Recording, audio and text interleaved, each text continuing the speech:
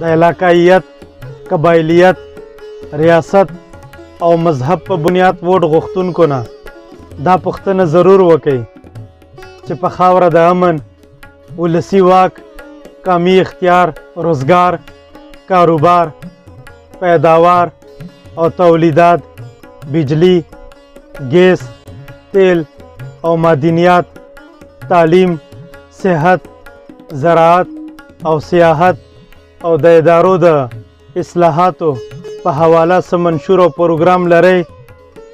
که دا پروګرام نه لري نو پوه شئ چې رانګ نمبر دی.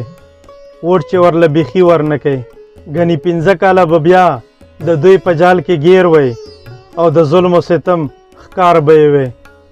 نو د نن نه هوښیار شئ.